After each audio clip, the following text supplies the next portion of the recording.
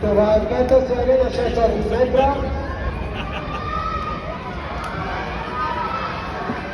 Защо бягат толкова дръпнато, бе?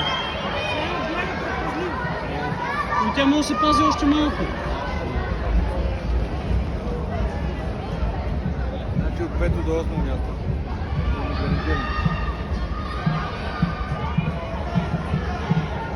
Игнат, не долу!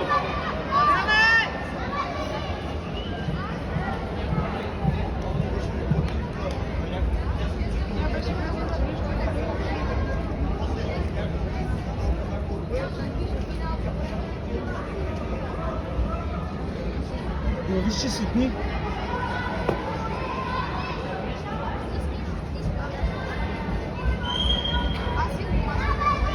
Йоанна Михайлова от приорите начало, след нея е състезателката на ЦСКА Петя Богданова.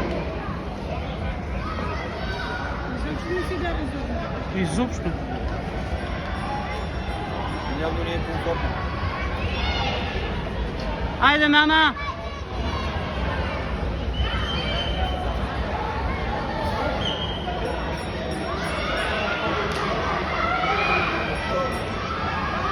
Мария Карайванова от Казалото начало. Мария Карайванова от Казало. Тя победи бягането на 60 метра и обикновена златна медалистка от нашите състезания. Последни метри победа за Мария Карайванова.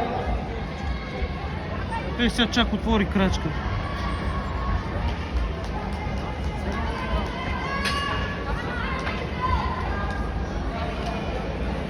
И така победа за Мария Карайванова. Второ място за Петя Богданова от ЦСКА. За награждаване. Чакаме.